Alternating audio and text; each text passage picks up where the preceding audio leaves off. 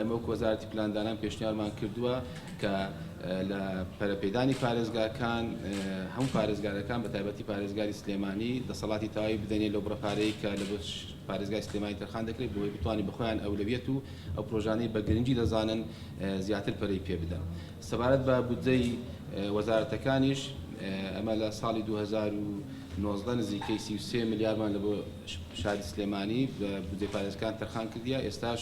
لە بۆ 2020 بڕیار وایە بڕیارشماندایە کە بەلای کەمی لە کەمترین حالات 180 میلیارد لە بۆ پارێزگای سلێمانی تەخسیسکەین ئەوەی کە ئەولەویەت دەبێتن لەو بودجەی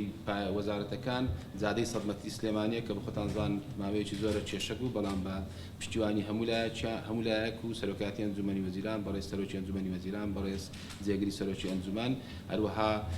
لەسەر داکۆچی بەردەوامی جەناوی پارێزگاری سلێمانی توانیمان پرۆژەی سەدمەتی سلێمانی تەواو بکەین و ئیشاڵە لە داهاتوەکی زۆر نزیکدا ئەو مەوزوعی کەش و هەوا تەواو بیتن کۆمپانیاکە توانین دەست بەکار بیتن. هەروەها پرۆژەی ئاوی دوکان ناوشاری دوکان ناو ئاوی دەربەندیخان ئەوە لە ئەولەویەت دەبیتن لەوەی کە بودجەی وەزارەتەکان. هەروەها ئەو قوتابخانانەی کە لە سنووری پارێزگای سلێمانی تەواو نەکراینە لە ساڵی 2020 ئەولەویەت دەبیتن. ڕێگاوبانەکانیش لە بۆ جەناوی پارێزگاریشم باس کرد زادەی دوکان سواپڕنات زادەی